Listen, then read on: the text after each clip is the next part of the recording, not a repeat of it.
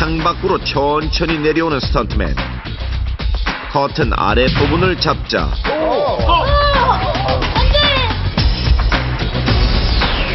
힘없이 풀려버리는 매듭. 이번에도 결과는 실패.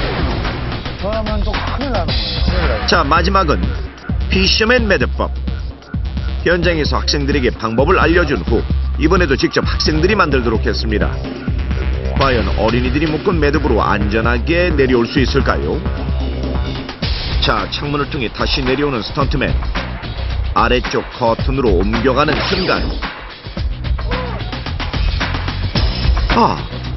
이번엔 풀리지 않습니다.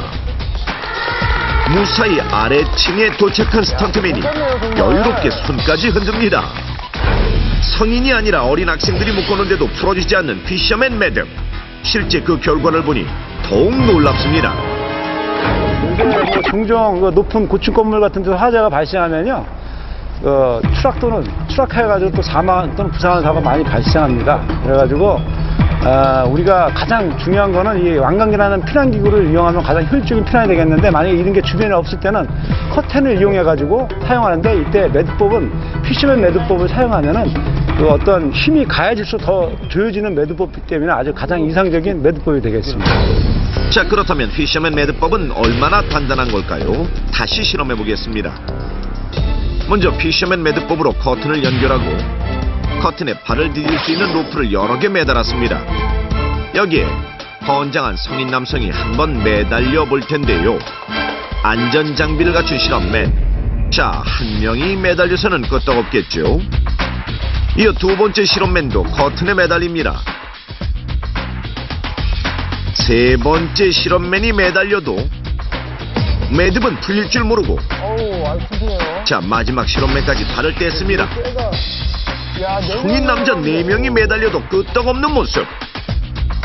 그야말로 작은 매듭 하나가 괴력을 발휘하는 것인데, 자, 그 비밀이 궁금하십니까? 바로 피셔맨 매듭은 두 개의 줄끝이 서로 맞물려 묶여 있어서 힘을 주면 줄수록 매듭이 단단해지기 때문에 이렇듯 풀리지 않게 되는 것입니다. 따라서 만일 이런 화재 상황이 닥친다면 침착하게 커튼을 떼서 피셔맨 매듭법으로 연결한 후 한쪽 끝을 침대 다리나 튼튼한 기둥에 휘감아 묶고 창문을 통해 탈출하면 되는데요. 커튼을 엮고 지상까지 내려오는 것은 불가능한 일. 지상이 아니라 아래층으로 대피하는 것이기 때문에 커튼 2장 3m만 연결해도 충분히 목숨을 구할 수 있습니다. 그런데 사실 이렇게 급박하게 건물을 탈출해야 하는 상황에서 가장 안전한 것은 완강기를 이용하는 것. 2005년부터 10층 이하의 건물에는 완강기 설치가 되어 있음에도 불구하고 대부분 사용법을 몰라 사고를 피하지 못하고 있는데요. 승강기랑 비슷한 거. 승강기 나는데 완강기는 처음 들어보는데? 완강기가 뭐예요? 왕강이 모르겠네요. 완강기 들어는 본 것 같은데 뭔지 정확히 모르겠어요. 완강기요? 뭐예요? 건물 화재 시 목숨을 살릴 수 있는 소중한 기구지만 많은 사람들이 완강기 사용법은커녕 완강기가 어떤 물건인지도 모르는 경우가 많은데, 자, 넘버원에서 알려드리겠습니다. 건물 창문 옆에 있는 이런 박스 기억나십니까? 바로 완강기인데요. 화재 시 사용할 수 있는 탈출기구로 사용자의 무게에 맞춰 자동 하강되는 기구입니다. 자, 오늘 학생들과 함께 직접 그 사용법을 배워볼 텐데요. 만약의 사태에 대비해 안전장비를 착용한 학생들. 먼저 완강기를 박스에서 꺼내 후크를 고리에 걸고 벨트를 가슴에 둘러 끈을 조여 맵니다. 이때 주의해야 할 점이 있으니 바로 완강기 제한 무게가 100kg이라는 사실. 성급한 마음에 여러 명이 탔다간 추락할 수 있으니 반드시 한 명씩 이용해야 합니다. 그 다음 릴을 창밖으로 던진 후 벽면을 타고 내려오면 되는 것인데요. 자, 학생들 직접 해보니 어떤가요?